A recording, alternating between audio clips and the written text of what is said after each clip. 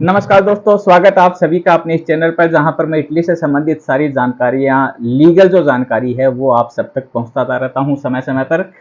इससे पहले कि आज के वीडियो में आगे बढ़े, आप सभी से वही मेरी रिक्वेस्ट है कि यदि आप मेरे चैनल पर नए हैं या आपने अभी तक मेरा चैनल सब्सक्राइब नहीं किया है तो नीचे जो सब्सक्राइब का बटन है वो दबा दीजिए। इसी के पास में बेल आइकन बना हुआ वो भी दबा दीजिए, जिससे जैसे ही मैं कोई वीडियो अपलोड करूँ तुरंत आपके पास में उसका नोटिफिकेशन पहुंच जाए और आप वो वीडियो सबसे पहले देख सकें। और वीडियो लास्ट तक देखिएगा, अंत तक वीडियो में बने रहिएगा। वीडियो को लाइक जरूर कीजिए, कमेंट में अपनी राय दीजिए, अपने दोस्तों के साथ में ज़्यादा से ज़्यादा वीडियो को शेयर कीजिए।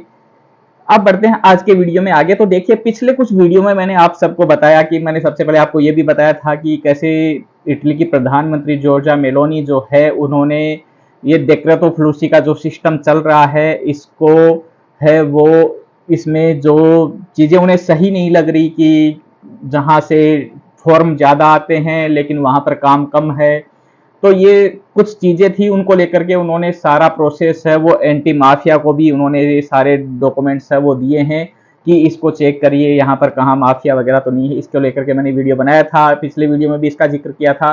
उसके बाद में जगह जगह पर छापामारी चल रही है, काफ़ी लोग पकड़े गए हैं, बड़े बड़े जो लोग हैं जो इसके में लगे हुए हैं इस सिस्टम में, उनको कई जगह पर अरेस्ट किया गया है और कार्रवाइयाँ भी चल रही हैं।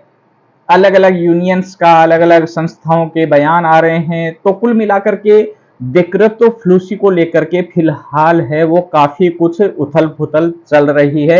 इसी को लेकर के एक जो मैंने कई वीडियो में जिक्र किया है कि इटली की एक संस्था है, एक ऑर्गेनाइजेशन है जो काफ़ी बार सुझाव दे चुकी है कि ये डेक्रेटो फ्लूसी का सिस्टम ही गलत है, इसको चेंज करना चाहिए। कोटा का जो सिस्टम है इसमें ये यानी सही तरीके से सेट नहीं हो पाता, क्योंकि एक लिमिट होती है, उस टाइम पर आपको क्लिक करना है, नहीं कर पाए फिर वहां पर भी उस टाइम पर सर्वर पर इतना वर्कलोड आ जाता है कि वो फॉर्म है कईयों के लटक जाते हैं, कईयों के चले जाते हैं। तो काफी कुछ है जो इस सिस्टम में सही नहीं है।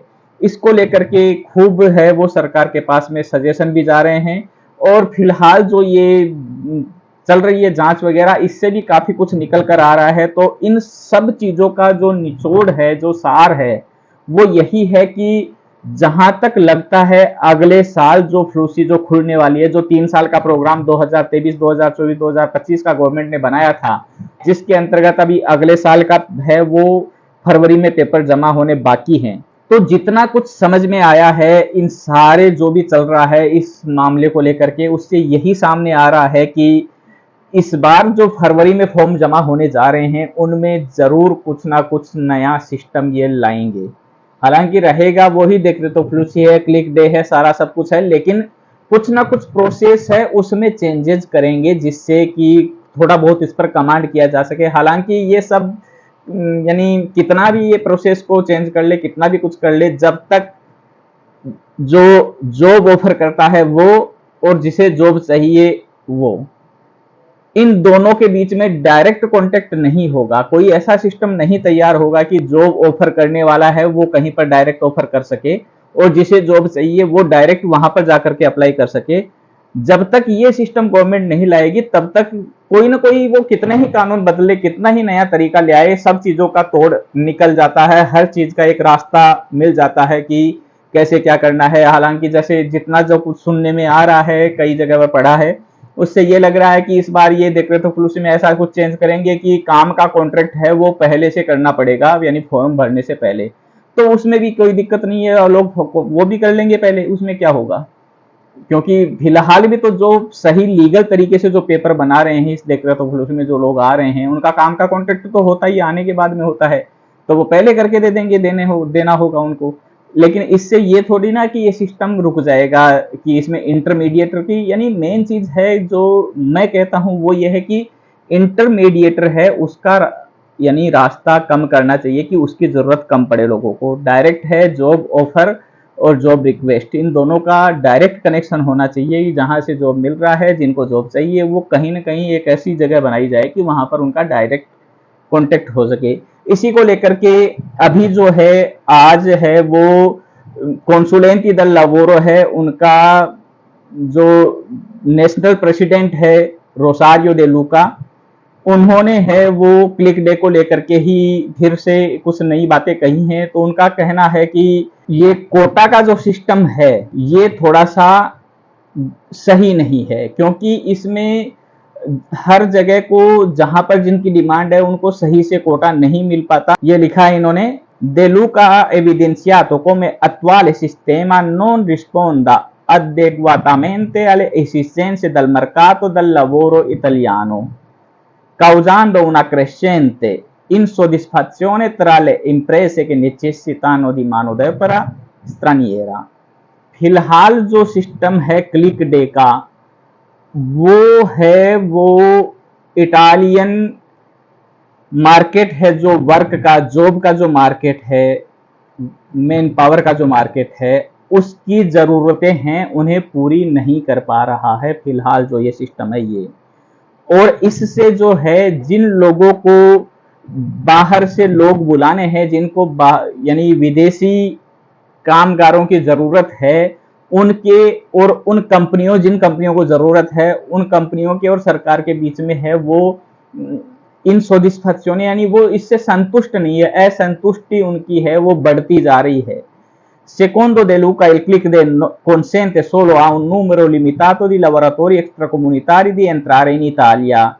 De Luca कहते हैं कि क्लिक डे है वो एक लिमिटेड नंबर्स है, लिमिटेड कोटा होता है, उतने ही लोग हैं उसके जरिए इटली में आ सकते हैं। lasciando molte richieste delle imprese insoddisfatte, और इसकी वजह से बहुत सी कंपनियां हैं, बहुत से लोग हैं, उनको है वो कोटा के अंदर जगह नहीं मिल पाती और वो यानी इससे सेटिस्फाई नहीं हो पाते हैं इस चीज से।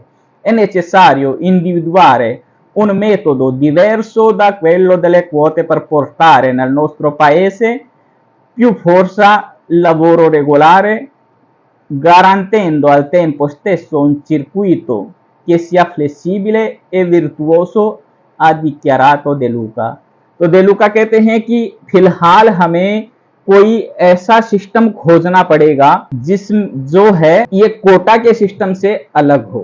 तो कोटा सिस्टम से अलग कोई सिस्टम हमें तैयार करना पड़ेगा, खोजना पड़ेगा, जिससे हम हैं ये गारंटी दे सकें कि दिन टाइम कोटा ये फिक्स नहीं हो, एक फ्लेक्सिबल सिस्टम होना चाहिए जिससे है वो रेगुलर यहाँ पर लोग आ सकें जिसको जब जरूरत हो। Un'altra criticità evidenziata dal Presidente riguarda il Digital Divide presente in Italia, che rende il sistema del click day inaccessibile per molti imprenditori।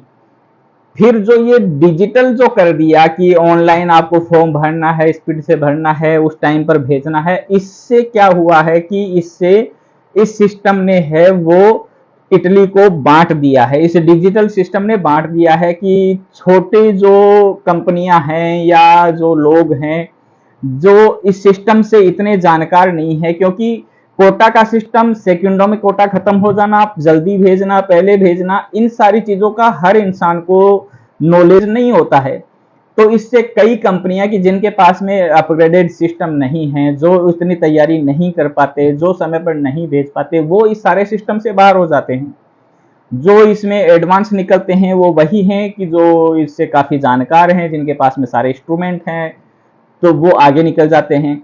तो इससे De Luca जो है वो कहते हैं कि इस सिस्टम ने इटली को डिवाइड किया है। Il sistema del click day non è accessibile da tutti gli imprenditori allo stesso modo। जितने भी जॉब ऑफर करने वाले हैं, इम्प्रेडिटोरे हैं, जो बिजनेसमैन हैं, सबके लिए समान रूप से ये क्लिक डे का सिस्टम है ये अवेलेबल नहीं हो पाता है।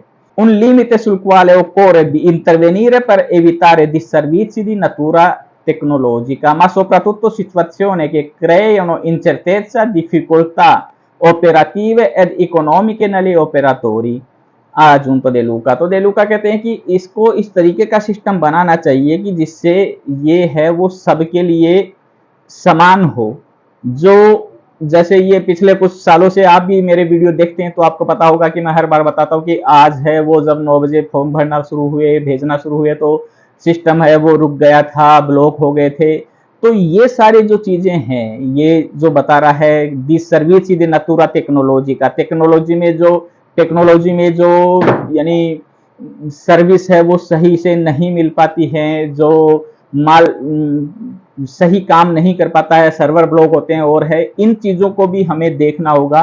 तो इसके लिए सबसे बेस्ट ये है कि इस सिस्टम से अलग कोई सिस्टम हो तो इन सारी चीज़ों का समाधान हो सकता है।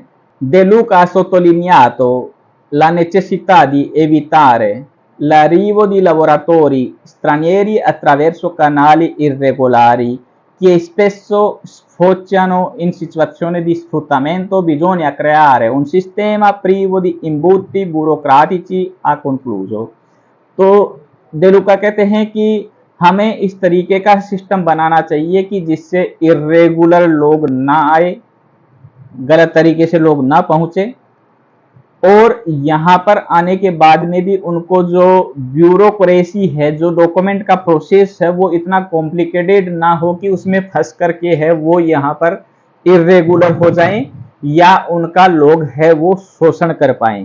यानी सिस्टम इतना सही होना चाहिए कि पहली बात तो कि सही तरीके से लोग आ पाए, और आने के बाद में यहाँ पर जो डॉक्यूमेंट्स का प्रोसेस है उसको कुछ सही किया जाए, उसमें सुधार किया जाए, जिससे कोई जो भी आया है उसका शोषण न कर पाए। Le parole di De Luca evidenziano un bisogno urgente di riformare il sistema attuale rendendo più efficiente e accessibile per le imprese italiane।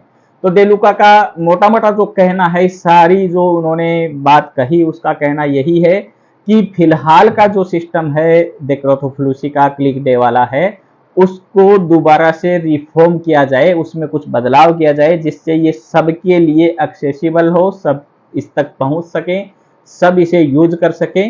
जो नया सिस्टम बनाए वो इस तरीके का हो कि उससे रेगुलर जो है फ्लूसी से इमिग्रेंट यहाँ पर आ सकें और उनका यहाँ पर शोषण है वो ना हो, ऐसा सिस्टम तैयार किया जाना चाहिए। तो ये हर बार का जो क्लिक डे है उसके जो भी काम नहीं करता, सिस्टम ब्लॉक हो जाता है, वेबसाइट बंद हो जाती है, लोग सभी कोटा में इंटर नहीं हो पाते, सबको उस टाइम पर तैयार रहना पड़ता है, इन सारी चीजों को लेकर के। और फिलहाल ये मामला चल ही रहा है, जैसे आपको मैंने पिछले वीडियो में भी बताया कि वहां पर छापामारी हुई, वहां पर इतने लोग पकड़े गए। वो केवल एक खबर है, ऐसी बहुत सारी खबरें इन दिनों में सामने आई है अलग अलग जगह की। तो हर जगह पर काफी कुछ स्ट्रिक्ट इसमें हो रहे हैं, सरकार की तरफ से काफी कुछ चल रहा है। तो उसी को लेकर के ये भी चल रहा है कि कुछ ना कुछ इस सिस्टम में बदलाव किया जाए।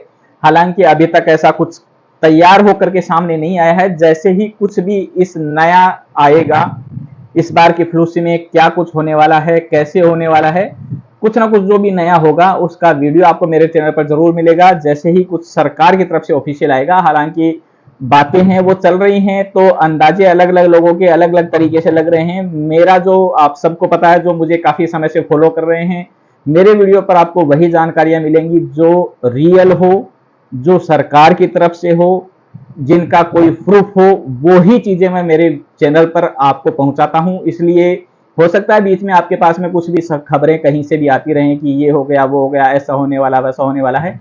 मेरे चैनल पर आपको वो चीजें तभी मिलेंगी जब सरकार की तरफ से वो चीज क्लियर हो पाएगी, सरकार उसका कोई कानून बना करके सामने पेश करेगी, तो मैं आपको तुरंत उसके बारे में बताऊंगा कि क्या कुछ नया चेंज हुआ है इस बार और कैसे क्या करना है।